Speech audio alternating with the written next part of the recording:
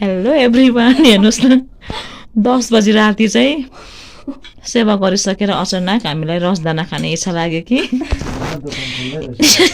mister माइला हेर्नुहोस् न नागिन जस्तो स्टाइलले यहाँ कता छ उसको कुट्टा यहाँ कहाँ छ से नागिन जस्तो देखिरहेको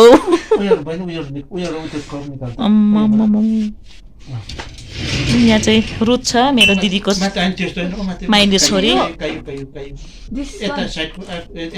प्रतिमाको बहिनी ऊ त्यो हो मेला माइलको बिसको हो त्यो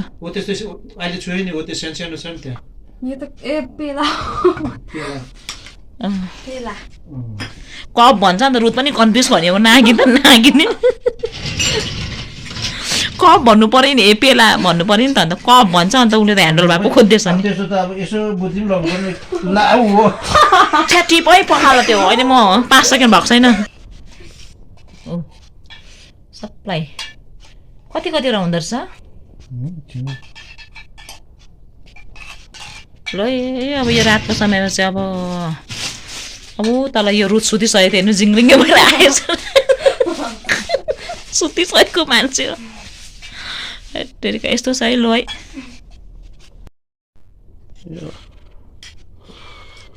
के त्यो यसो सुइसुला फुके जस्तो मलाई चाहिँ नि रसदाना यसो खानु मन पर्छ नि त सेतो चाहिँ के यसरी चम्ची किन लाउनु अन्त हैरु त्यसरी नि दाँतले भएन नि त त्यस्तो त हो नि त्यो त दाँतले हुन्छ यो चाहिँ अहिले के खानु मन लागेको होइन मलाई के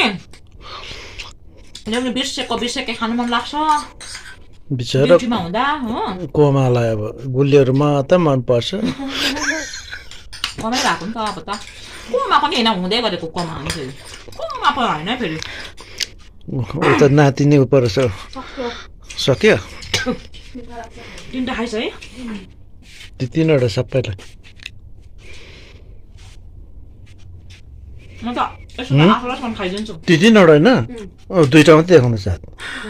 शरम पछि 2टा खाइसक्यो यो 3टा भनेको अन्त ती 3वटा भन्दैछु त अन्त 2टा गयो कि 3टा गयो अब गन्ती त ती 3वटा हो नि क्या हो यो चाहिँ राति त मसान पो खान्छ भनेर हामी मसान भयो क्या हो आज